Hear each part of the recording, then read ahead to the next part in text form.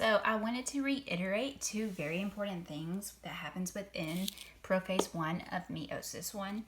One I have gone over multiple times throughout this video is the crossing over and the creation of chiasmata.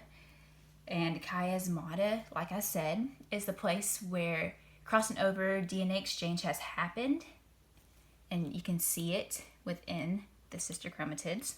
But the second thing I wanted to talk about was what holds the homologous chromosomes in a tight position during synapsis.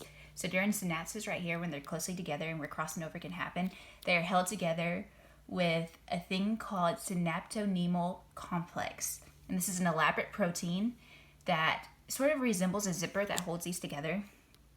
Lateral elements attach earlier in prophase, but later in prophase, central elements attach, which is what actually holds the chromosomes together. And this is how crossing over can happen, is because of synaptonemal complex. I'll write that down.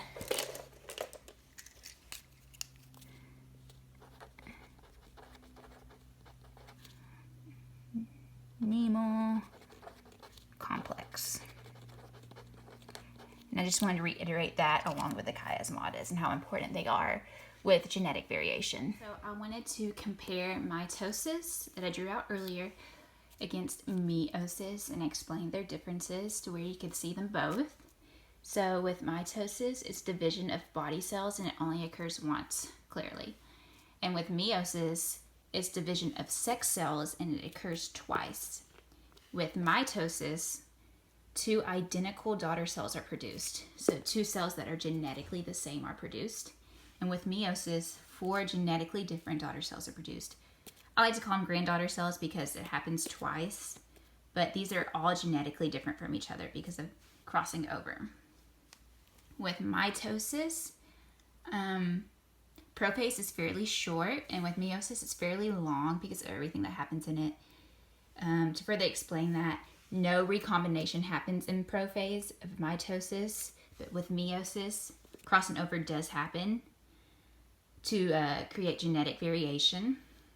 And in mitosis, during metaphase, individual chromosomes line up. So you can see individual chromosomes line up and individual chromatids are separated during anaphase. I'm sorry, I got mixed up.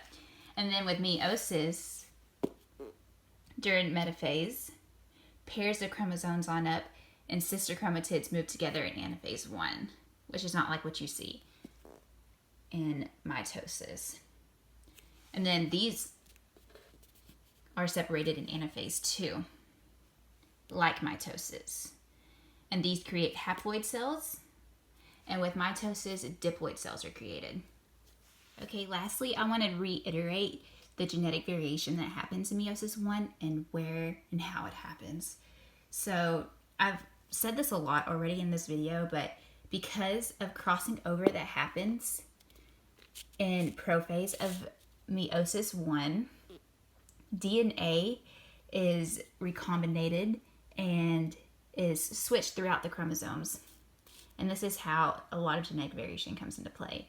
And secondly, independent assortment in metaphase of meiosis 1, which is like where they line up very randomly, there's no specific order, that also constitutes to genetic variation.